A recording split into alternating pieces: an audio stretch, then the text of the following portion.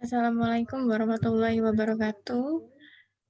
Kami dari kelompok 4 akan menyampaikan presentasi tentang penanganan gangguan kecemasan pada anak. Saya Salsabila Nur Islamiyah. Perkenalkan, nama saya Muhammad Dana Eka, NBI 15 11 800 132. Perkenalkan, nama saya Tika Rosida. Perkenalkan, nama saya Feti Widyastuti, NBI 15118000128. Saya Aula Khairunnisa, NBI 15 11 80003. Saya Rizka Leon Baskoro, NBI 15 11 700 219.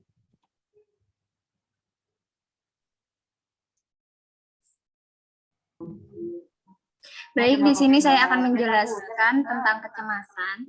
Kecemasan merupakan sesuatu yang menimpa hampir setiap orang pada waktu tertentu dalam kehidupannya. Kecemasan merupakan reaksi normal terhadap situasi yang sangat menekan kehidupan seseorang.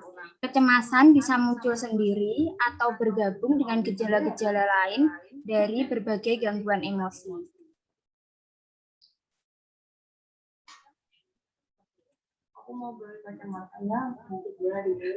Baik, gangguan kecemasan pada anak merupakan ciri normal pada masa anak-anak, seperti halnya orang dewasa. Kecemasan dianggap tidak normal apabila berlebihan dan menghambat fungsi akademik dan sosial atau menjadi menyusahkan. Mereka cenderung pemalu dan menarik diri dari orang-orang lain. Penolakan terhadap orang-orang di luar anggota keluarga mempengaruhi perkembangan hubungan sosial mereka dengan teman sebaya.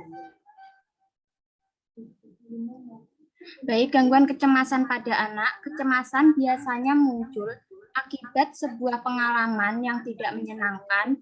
Misalnya, anak yang berusia lebih kecil mungkin tidak dapat sepenuhnya memahami atau menjelaskan perasaan mereka sendiri. Namun anak-anak yang lebih besar mungkin dapat memahami apa yang mengganggu mereka, meskipun itu bukan jaminan bahwa mereka akan membagi informasi itu dengan orang tua mereka.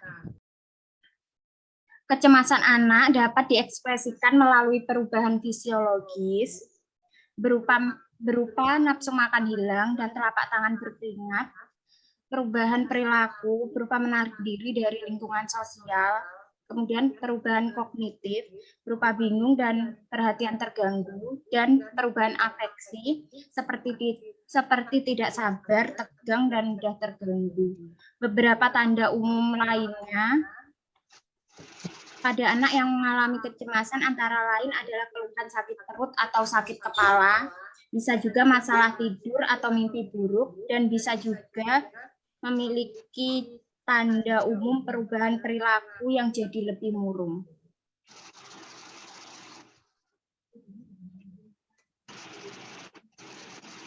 Saya akan menyampaikan macam-macam kecemasan.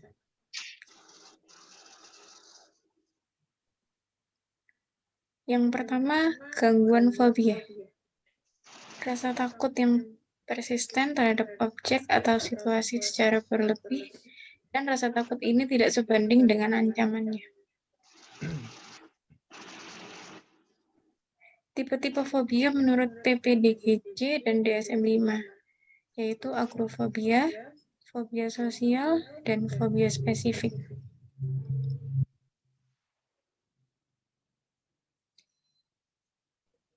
Agorafobia melibatkan ketakutan terhadap tempat-tempat atau situasi yang memberikan kesulitan, membuat malu, dan keinginan untuk kabur. Pedoman diagnostiknya, yang pertama gejala psikologis, yaitu perilaku atau otonomik yang timbul harus merupakan manifestasi primer dari anxietasnya. Yang kedua, anxietas yang timbul harus terbatas pada setidaknya 3 situasi berikut. Keramaian atau banyak orang, tempat umum, dan enggan berpergian keluar rumah. Yang ketiga, menghindari situasi fobik yang harus sudah atau merupakan gejala yang menonjol, seperti penderita menjadi houseborn.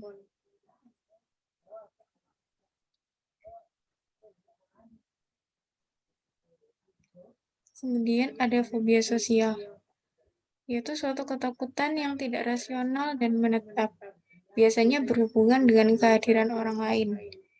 Individu menghindari situasi di mana dirinya dievaluasi atau dikritik, yang membuatnya merasa terhina atau dipermalukan.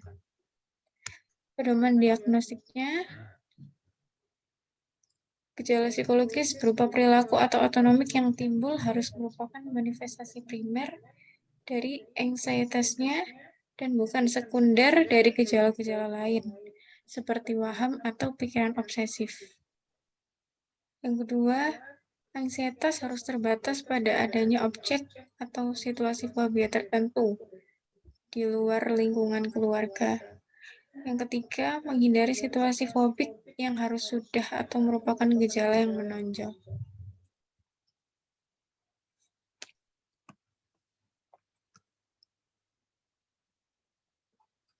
Yang terakhir, fobia spesifik, yaitu ketakutan berlebihan terhadap objek atau situasi spesifik, seperti takut ketinggian, takut tempat tertutup, bahkan ketakutan pada binatang kecil seperti tikus, katak, dan kecoa. Pedoman diagnostiknya, perilaku atau otonomik yang timbul harus merupakan manifestasi primer dari ansietasnya. Yang kedua, ansietas harus terbatas pada adanya objek atau situasi fobik tertentu, atau situasi yang sangat spesifik. Yang ketiga, situasi atau objek fobik sebisa mungkin untuk dihindari.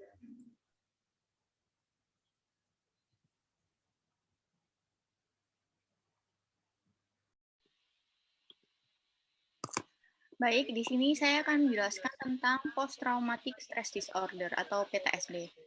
Di sini Davidson dan Neal mendefinisikan bahwa gangguan stres pasca trauma sebagai gangguan kecemasan akibat kejadian traumatis seperti perang, pemerkosaan, dan bencana alam. Kondisi ini bisa berlangsung berbulan-bulan atau bertahun-tahun dengan pemicu yang dapat membawa kembali kenangan trauma yang disertai dengan reaksi emosional dan fisik yang intens. Nah, kejadian traumatis itu dapat menyebabkan individu yang mengalami kejadian itu menunjukkan simptom-simptom seperti merasa terus-menerus mengalami kejadian traumatisnya atau tidak bisa menghilangkan kejadian traumatis meskipun peristiwanya sudah berlalu. Lalu berkurangnya respon terhadap dunia luar. Merasa asing terhadap orang lain, sering bermimpi buruk, bermimpi kejadian traumatisnya secara terus-menerus, atau mengalami gangguan tidur.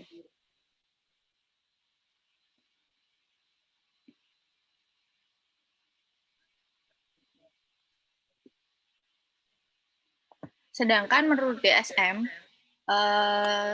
simptom gejala-gejala yang ditimbulkan dapat menunjukkan perilaku disorganisasi atau agitasi. Lalu yang kedua ada kesulitan untuk menghilangkan imajinasi, pikiran, dan persepsi dari kejadian traumatis sehingga memunculkan permainan repetitif, yaitu tema atau aspek dari trauma selalu tampak. Yang ketiga, sering mengalami mimpi buruk atau mengerikan tanpa disadari maksudnya. Keempat, kesulitan mulai dan bertahan untuk tidur atau tidak ingin tidur. Yang kelima, mudah marah, lalu kesulitan berkonsentrasi. Ketujuh, merasa waspada yang berlebihan. Terakhir, yaitu mudah terkejut.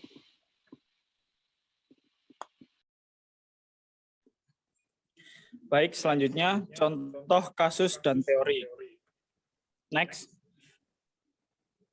Contoh kasus, yakni bencana gempa bumi yang terjadi secara berturut-turut di Lombok sejak tanggal 29 Juli 2018 tersebut membawa dampak yang luar biasa terhadap semua aspek kehidupan para korban bencana, baik aspek fisik, sosial, dan psikologis.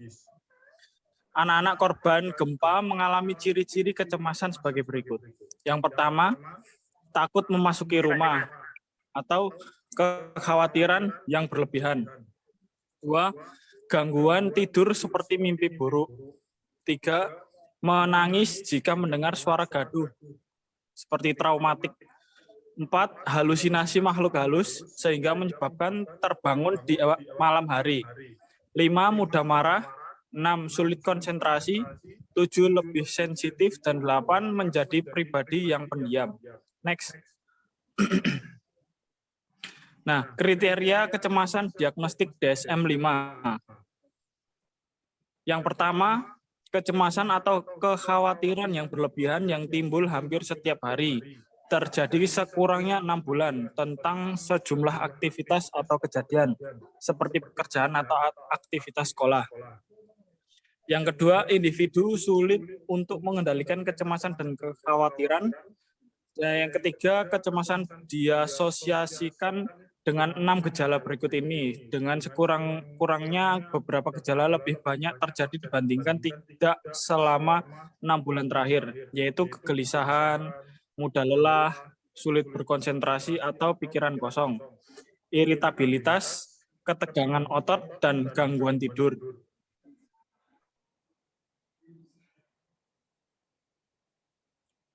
Next, Mas. Kemudian keempat, kecemasan, kekhawatiran atau gejala fisik menyebabkan distres atau terganggunya fungsi sosial, pekerjaan, dan fungsi penting lainnya. Yang kelima, gangguan tidak berasal dari zat yang memberikan efek pada fisiologis atau memakai obat-obatan atau kondisi medis lainnya seperti hipertiroid. Keenam, gangguan tidak dapat dijelaskan lebih baik oleh gangguan mental lainnya, seperti kecemasan dalam gangguan panik atau evaluasi negatif pada gangguan kecemasan sosial atau sosial fobia, kontaminasi atau obsesi lainnya pada gangguan obsesif kompulsif. Mengingat kejadian traumatik pada gangguan stres pasca traumatik, pertambahan berat badan pada anoreksia nervosa, komplain fisik pada gangguan gejala somatik atau delusi pada gangguan skizofrenia. Next. Oke, penanganan kecemasan. Tahukah Anda bahwa perasaan cemas tidak hanya terjadi pada orang dewasa saja, melainkan juga pada anak-anak. Mereka dapat cemas karena hal tertentu, misalnya karena menghadapi ujian, masuk ke lingkungan baru, melihat orang tuanya bertengkar, atau biasanya melihat seperti orang dewasa yang lagi berantem, atau orang yang di jalan lagi terkena musibah seperti kecelakaan. Mungkin kan bagi anak kecil hal yang tabu atau bikin mereka shock lah. Selanjutnya, anak kecil sering menangis, menutup diri, menghindari kontak sosial, mengeluh sakit perut atau sakit kepala, sering panik, dan terus-menerus mengkhawatirkan sesuatu. Maka itu bisa menjadi tanda bahwa anak sedang mengalami kecemasan. Oke, di sini ada teknik dan cara penanganannya. Yang pertama yaitu biarkan anak Anda terbiasa dengan hal yang membuatnya kurang nyaman. Oke, yang kedua, hormati perasaannya. Yang ketiga, jangan memperkuat rasa cemasnya. Kalau kata orang Jawa ini sih ojo ditambah-tambahi tambah wedi, kok tambah gojik dadine kok. Oke, yang keempat, berikan contoh mengatasi rasa cemas dengan baik. Mungkin dengan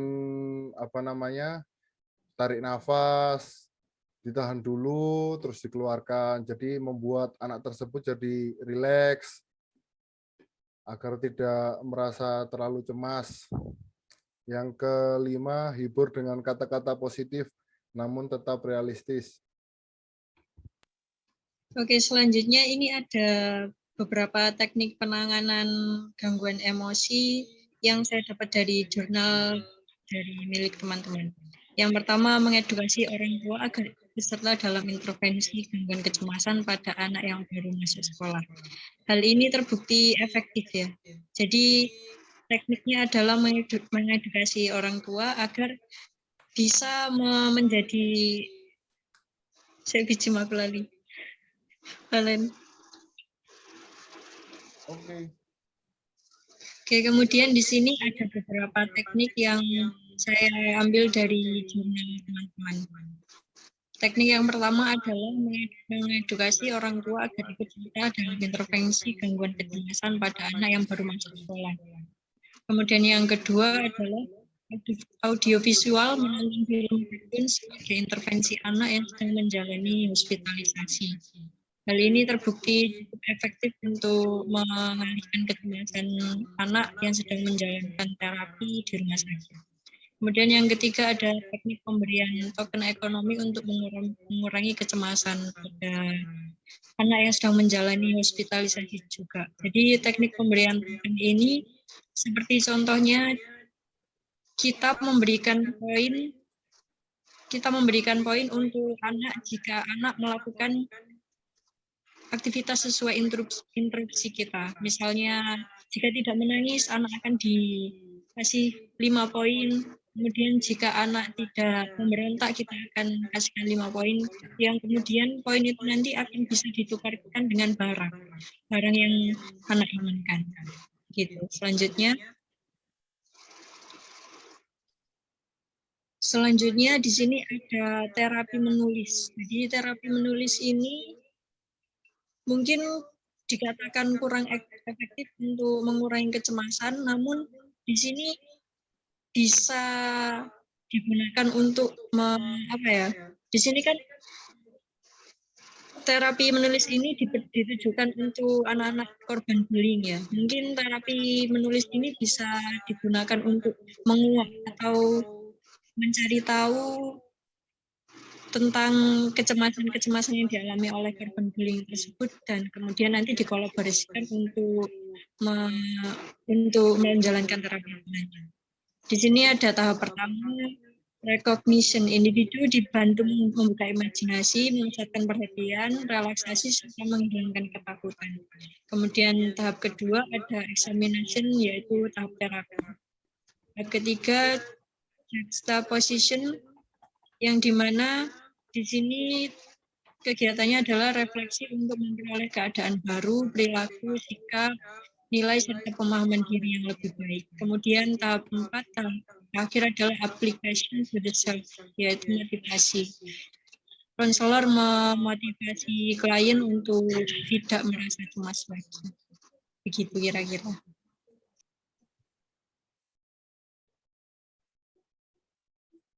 Terima kasih atas perhatiannya. Kami akhiri. Wassalamualaikum warahmatullahi wabarakatuh.